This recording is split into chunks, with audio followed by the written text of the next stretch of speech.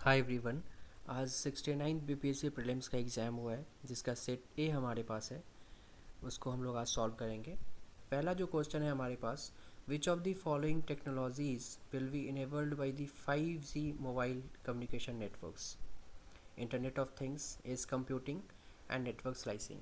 तो ये तीनों टेक्नोलॉजीज़ जो है 5G नेटवर्क में यूज़ होता है। तो 1 2 3 ऑप्शन डी जो है इसका सही आंसर होगा। देखिए ये जो क्वेश्चन है ये काफ़ी बेसिक सा क्वेश्चन है। अगर आप न्यूज़पेपर को फॉलो करते होंगे, कोई सा भी न्यूज़पेपर, इंडियन एक्सप्रेस या फिर द हिंदू, तो आपको ये सारे टर्म्स से बहुत ज़्यादा फेमिलियर होंगे। जैसे internet of things, edge computing, ये हमेशा न्यूज़पेपर में आता रहता है। किसी ना किसी आर्टिकल्स में साइंस से रिलेटेड कोई आर्टिकल है या फिर रोबोटिक्स से रिलेटेड आर्टिकल है, आर्टिफिशियल इंटेलिजेंस से रिलेटेड आर्टिकल्स आता है, तो उसमें ऐसे टर्म्स यूज़ होते रहते हैं। तो ये काफ़ी बेसिक सा क्वेश्चन था जो कि इस बार बीपीएससी में देखने को मिला है, और बीपीएससी इस बार कहीं ना कहीं यूपीएससी को फॉलो किया है। ये जो स्टेटमेंट बेस्ड क्वेश्चन है ये बीपीएससी में पहली बार इस बार देखने को मिला है, जो कि यूपीएससी में पहले देखने को मिलता था। तो मैं आपको हमेशा यही सजेस्ट करूँगा कि जब भी यूपीएससी हम लोग भी देते हैं तो यूपीएससी में ऐसे क्वेश्चंस को सॉल्व करते टाइम एलिमिनेशन टेक्निक को हम लोग यूज़ करते हैं। उससे क्या होता है कि उससे आप बहुत जल्दी अपने ऑप्शंस को एलिमिनेट करके और सही आंसर्स तक पहुंच जाते हैं। तो जब भी ये स्टेटमेंट बेस्ड क्वेश्चन आए तो आप हमेशा आंसर्स को एलिमिनेट करने की ट्राई करिए, राइट। और चलिए सेकंड क्वेश्चन देखते हैं। सेकंड क्वेश्चन में स्पेस मिशन एंड एक्सप्लोरेशन से रिलेटेड दो लिस्ट दी हुई है। लिस्ट वन में स्पेस मिशन दिया हुआ है एंड लिस्ट टू में एक्सप्लोरेशन, उसके एक्सप्लोरेशन दिए हुए हैं। तो अगर आप सिंसियर स्टूडेंट होंगे तो आपको ये ज़रूर पता होगा कि जूनो जो है ये जुपिटर से रिलेटेड एक्सप्लोरेशन था, है ना। तो जूनो जो मिशन था ये जुपिटर को एक्सप्लोर करने के लिए यूज़ हुआ था। तो बी का जो होगा वो 1 होगा। तो बी का जैसे ही 1 होगा ऑप्शन सी एलिमिनेट हो जाएगा, यहाँ से ऑप्शन सी ख़त्म हो गया। कैसिनी हाइजीन्स जो है ये सैटर्न एंड उसके रिंग्स को एक्सप्लोर करने के लिए नासा एंड एसोसिएट एजेंसीज मिलकर के ये मिशन भेजी थी। तो ए का जो होगा ये 2 होगा। अब ए का जैसे ही 2 होगा तो option B and option D भी ख़त्म। तो ऑप्शन ए आपका बिल्कुल सही आंसर है यहाँ पे।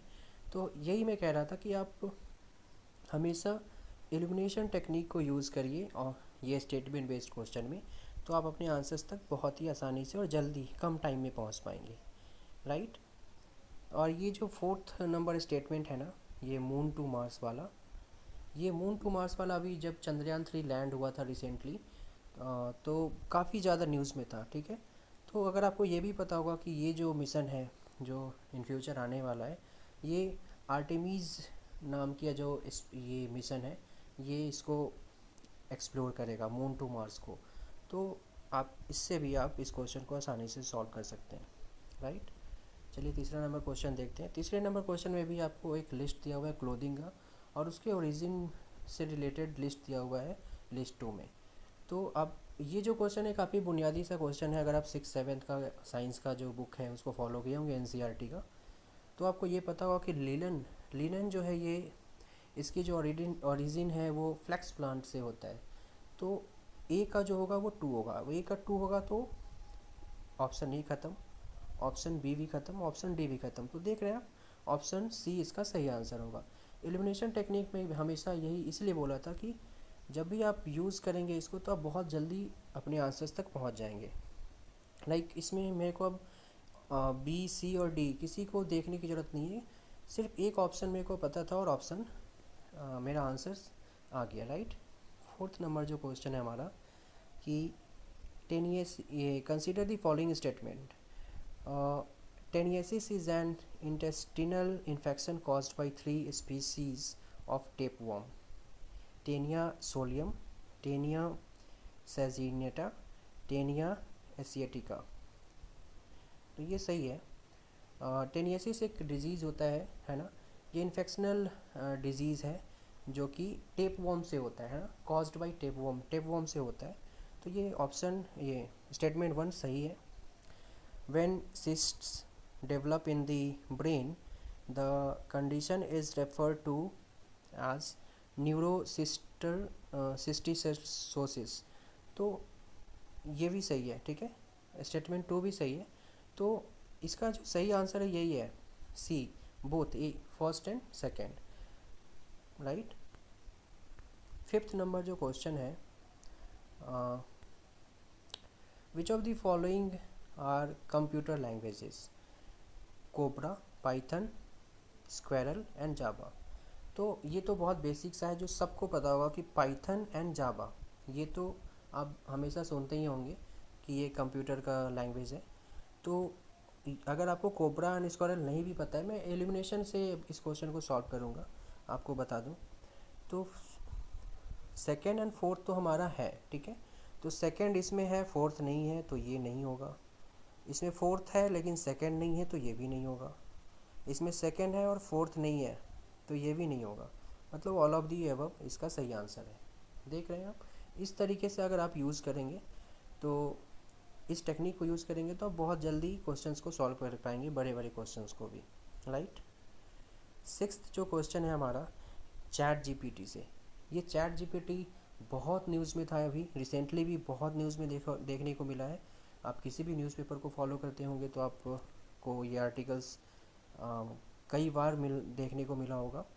तो क्वेश्चन देखते हैं कि what is the full form of GPT in chat GPT recently seen in news. तो ये काफ़ी बेसिक सा क्वेश्चन है, इसका ऑप्शन डी सही आंसर है ना। जनरेटिव प्री ट्रेन ट्रांसफॉर्मर इसको बोलते हैं, जीपीटी को। तो ये फुल फॉर्म से एक बुनियादी सा क्वेश्चन था। सेवेंथ नंबर क्वेश्चन देखते हैं अपन, which of the following are not tastes of the tongue. अब आपको पता होगा कि टंग का जो टेस्ट है वो स्वीट, बिटर, सॉल्टी, है ना, यूमामी, सोर, ये सब रहता है ना। अगर आपको ये, अगर आप थोड़ा सा भी पढ़े होंगे साइंस की 6th 7th 8th की भी बुक, तो आपको ये बात पता होगा। स्पाइसी जो है ये टंग में ही नहीं होता, है ना, फोर्थ नहीं होता। तो फोर्थ, अगर मेरे को ये पता है कि फोर्थ नहीं होगा, तो अब ऑप्शन को एलिमिनेट करते हैं। अब फोर्थ नहीं होगा तो इसमें फोर्थ कह रहा है कि इसमें फोर्थ नहीं है, तो इसमें फोर्थ है लेकिन 1 एंड थर्ड भी है, तो ये भी नहीं होगा। इसमें फोर्थ है एंड सेवेंथ है, इसको कंसीडर करते हैं। इसमें 3 एंड सेकेंड है, 3 एंड 6 है, तो इसमें फोर्थ नहीं है, तो ये भी नहीं होगा। तो ऑप्शन सी इसका सही आंसर है, फोर्थ एंड सेवेंथ, मतलब spicy and pungent, right. Okay, eighth number जो क्वेश्चन है, which of the following pairs are correctly matched. तो स्लीप डिसऑर्डर जो है इसको इंसोमिया बोलते हैं। इंसोमनिया से को स्लीप डिसऑर्डर का जो वो टेक्निकल टर्म है, स्लीप डिसऑर्डर का टेक्निकल टर्म इंसोमनिया होता है। तो ऑप्शन ए जो स्टेटमेंट 1 है ये तो गलत है, और इंसोमनिया स्लीप डिसऑर्डर से होता है, ईटिंग से नहीं होता, तो ये भी गलत है। फर्स्ट एंड सेकंड गलत है, तो फर्स्ट एंड सेकंड मतलब ये गलत, इसमें भी सेकंड है, तो ये भी ख़त्म, और ये दो ख़त्म, तो ऑल ऑफ दी अबव होगा नहीं, ऑप्शन सी। देख रहे हैं आप कितना आसानी से आप क्वेश्चन को सॉल्व कर पा रहे हैं, ये बड़े बड़े क्वेश्चंस को भी, राइट। नाइन्थ नंबर जो क्वेश्चन है हमारा, in the universe what are pulsars. तो ये तो अभी रिसेंटली न्यूज़ में था। अगर आप वो जेम्स वेब टेलीस्कोप के बारे में थोड़ा सा भी आपको पता होगा, तो आपको टाइम्स ऑफ इंडिया में या फिर इंडियन एक्सप्रेस में कई बार ऐसे फ़ोटोग्राफ्स आते हैं जो जेम्स वेब टेलीस्कोप ने लिया होता है। तो ये क्या है कि ये एक न्यूट्रॉन स्टार्स है ना। पल्सर जो है ये रोटेटिंग न्यूट्रॉन स्टार्स है, सॉरी। 10th नंबर जो क्वेश्चन है, in the context of lab grown diamonds. Lab मतलब यहाँ लेबरेटरी है, laboratory grown diamonds, what is used as a diamond seed. White, ये तो हो ही नहीं सकता, ये नहीं है। ग्रेफाइट इसका सही आंसर है, राइट, सी। बहुत बेसिक सा क्वेश्चन है ये। 11th नंबर जो क्वेश्चन है हमारा, what is the fibre used to make bulletproof jackets. Nylon, terylene, weed, Kevlar. Kevlar इसका सही आंसर है, राइट। केल्वर सिर्फ बुलेट प्रूफ जैकेट्स में ही नहीं, बल्कि आप ग्लव्स में देखेंगे, या फिर हेलमेट्स जो पुलिस जो ये जब पुलिस ऑफिसर्स या फिर अगर आप ट्रैफिक पुलिस पुलिस जो हेलमेट पहनता है तो उस हेलमेट में भी आपको देखेंगे ये आपको कैल्वर जो है फाइबर यूज़ होता है उसमें। तो इसमें बुलेट प्रूफ जैकेट स्लीव्स हो, हेलमेट्स हो या फिर ग्लव्स हो, इन चीज़ों में कैल्वर फाइबर यूज़ होता है, राइट। तो इसका डी सही आंसर है। ट्वेल्थ का जो क्वेश्चन है, 12 नंबर क्वेश्चन है, व्हाट इज़ और are the full form of HMX। HMX high melting explosive, high density, ये नहीं होगा, ये भी नहीं है और ये भी नहीं है। वन, ओनली सी। सी, देखिए ये HMX क्या होता है, HMX ये एक है ना, ये एक केमिकल है ना, कलरलेस केमिकल होता है जो कि स्लाइटली सॉल्यूबल होता है वाटर में। तो हाई मेल्टिंग एक्सप्लोसिव इसका फुल फॉर्म होता है HMX का, राइट। ऑप्शन सी इसका सही आंसर है। 13 नंबर जो क्वेश्चन है हमारा, what is the name of Tesla's humanoid robot launched in October 2022। तो ये तो बहुत ही बेसिक सा क्वेश्चन है, ऑप्टिमस। ये न्यूज़ में रिसेंटली पिछले साल काफ़ी ज़्यादा था जब टेस्ला इंडिया में आई थी। तो ये बहुत ही बेसिक सा क्वेश्चन जो आप सब में सॉल्व किया होगा और सही ही सॉल्व किया होगा, ऐसा मेरा बिलीव है। 14 नंबर जो क्वेश्चन है, what is the Manhattan project.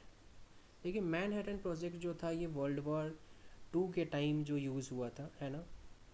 Atom atom bomb जो है, एटम बम को एक हिडन प्रोडक्ट था, सीक्रेट प्रोजेक्ट था जो एटम बम्स को है ना बनाने के लिए ये प्रोजेक्ट यूज़ हुआ था वर्ल्ड वॉर 2 के टाइम में। तो देखते हैं ऑप्शन क्या है। A research and development undertaking that produced the first nuclear weapons, ठीक है। Option one of the largest art auction of the world, ये नहीं होगा। रियल एस्टेट वाला तो हो ही नहीं सकता, फेमस थी नहीं। ऑप्शन ए, बहुत ही बेसिक सा क्वेश्चन है, अगर आप थोड़ा सा भी हिस्ट्री पढ़े होंगे, वर्ल्ड हिस्ट्री, तो आपको ये चीज़ पता होगा। तो ऑप्शन ए इसका सही आंसर है।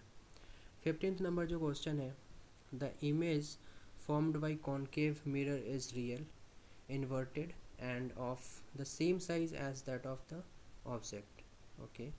The position of the object should be, focus पे तो नहीं होगा, ये होगा सेंटर ऑफ कर्वेचर, है। ऑप्शन बी बिल्कुल इसका सही आंसर है। मैं आपको हमेशा सजेस्ट ये करूँगा कि जब भी आप BPSC दे रहे हैं प्रीलिम्स, तो कॉन्केव एंड कॉन्वेक्स से 1 या 2 क्वेश्चन तो आना ही आना है।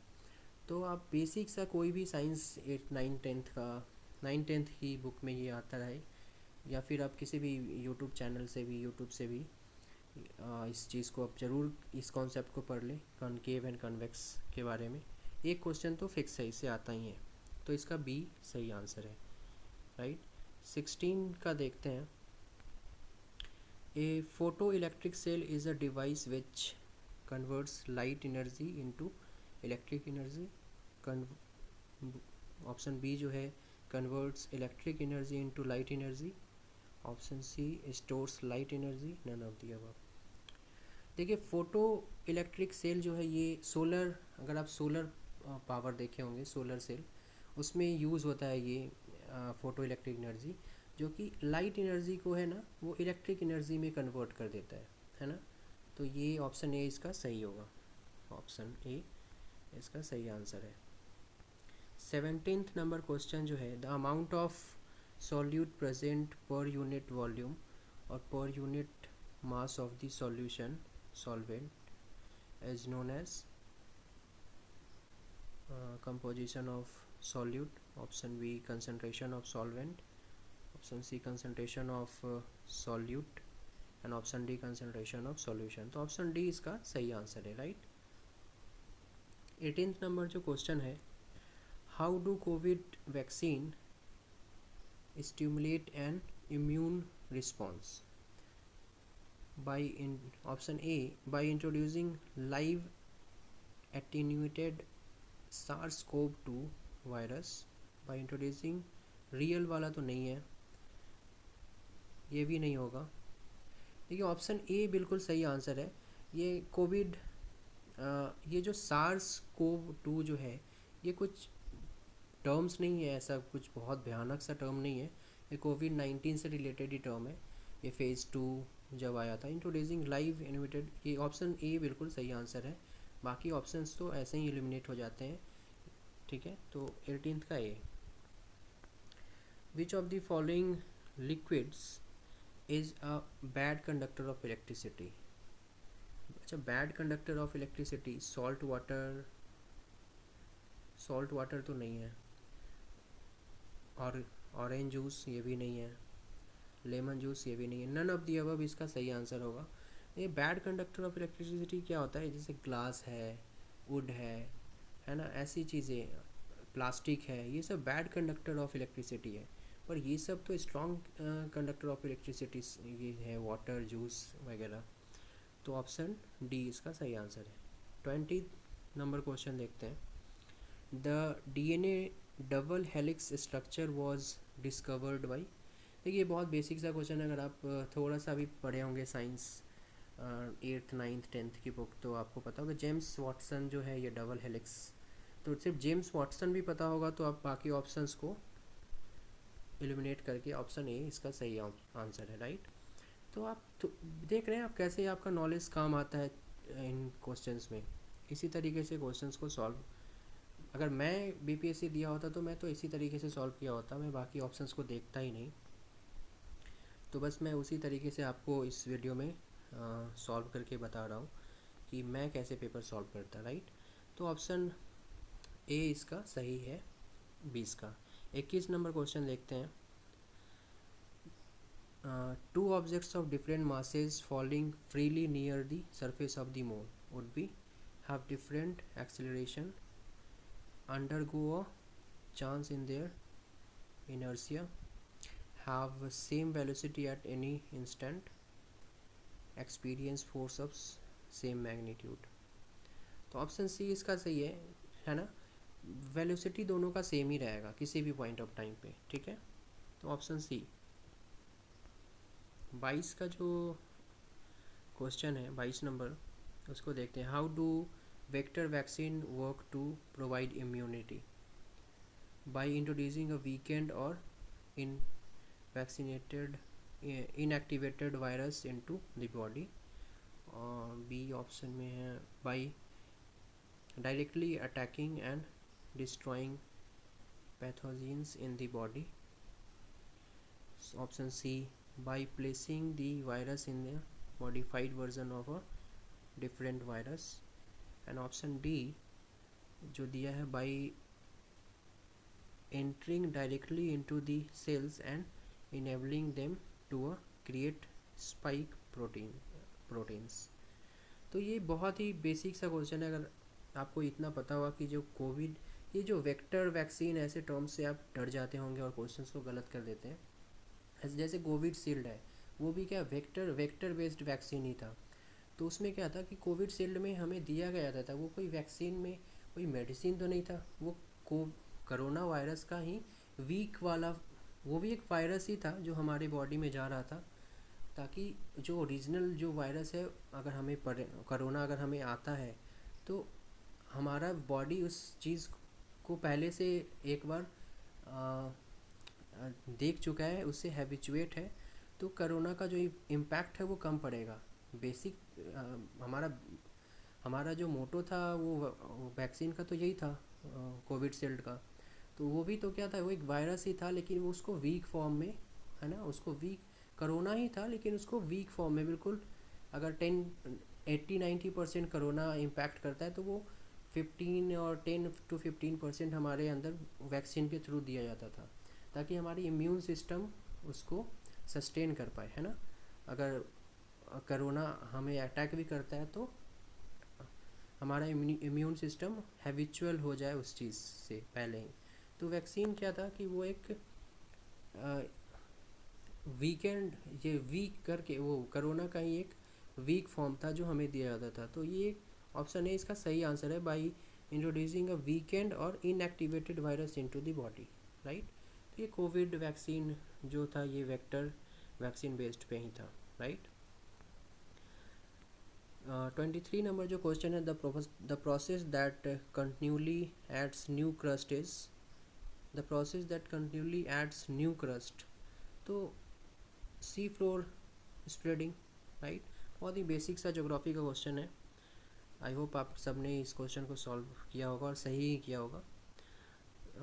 आगे बढ़ते हैं। 24th नंबर जो क्वेश्चन है, the theory that states pieces of the earth's crust are in constant slow motion driven by movement in the mantle, okay, as called the theory of continental, नहीं कॉन्टिनेंटल ड्रिफ्ट तो हो ही नहीं सकता, theory of पैगमा नहीं, theory of plate tectonic इसका सही answer, right. Theory of plate tectonic का ये प्रोसेस दिया हुआ है ना 24th में। आगे बढ़ते हैं। 25th नंबर क्वेश्चन जो है हमारे पास, what is the expanded form of the RMA, expanded form of the term RMA that has been widely discussed since the beginning of the pandemic, okay। अगर आप